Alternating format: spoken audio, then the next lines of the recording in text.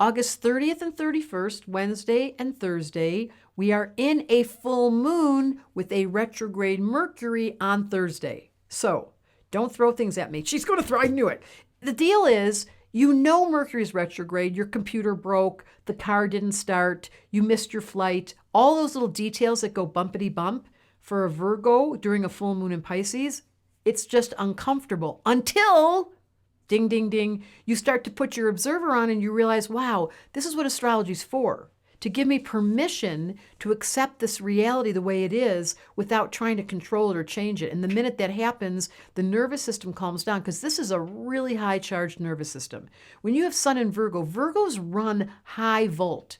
They have like a electrical, not even electrical, it is electrical. It's a very high moving mercurial energy, but it's more like worrying and shaking your foot under the table and hitting the pencil at like they have that kind of, and then moon in Pisces, because it's so big, it's giving an intense energy of worry. So be aware on Wednesday and Thursday, if you're feeling the full moon. I have a memory of a full moon about 4 or 5 years ago, this exact one, where I lost some friends because the encounter we had, it was all about judging and being critical. And it really broke something that made me realize when the moon is full, pay attention.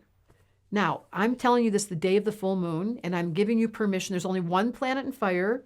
There's only one planet in air. You really have to keep, because Neptune is pronounced. It will be for the next few days, and I'm going to leave that out for the moment. All I want to say to you is, on these days of Virgo land, we always have the option of giving ourselves permission to breathe, to do yoga. There's no planets in air. One, you know this in astrology, when there's one planet in an element, it's called a singleton, and it's like having none.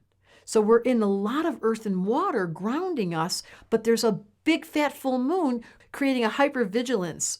That's what's required in order to do this properly. So if a baby were born under this full moon with no fire and no air, they'd be grounded, and their mom would have to teach them either how to talk because they're missing air, or how to get up and go because they're missing fire. And that's why children astrology, which is part of our school, is so important. How do you raise your child on their terms, knowing their little imprint, their little blueprint, and then facilitating them to be who they are?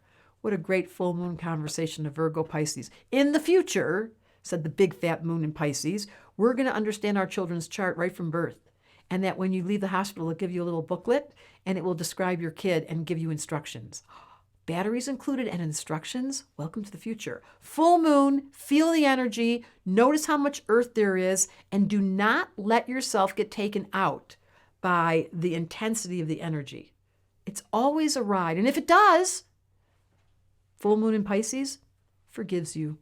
Astrology Answers wanted me to say, don't forget, no matter what your human nature dynamics that show up, everything is forgivable. Every astrologer gets asked the same question. What's going to happen next? And you go to the professional, but I can give you the shortcut so you can do it for yourself. It's called the Progress Moon. It's a small, simple way to get there for advanced or beginners. We all want to know what's the rhythm, what's the season, what's the element that's ruling you. Learn about your Progress Moon. Just click in the link in the description and we'll send you the Progress Moon guide.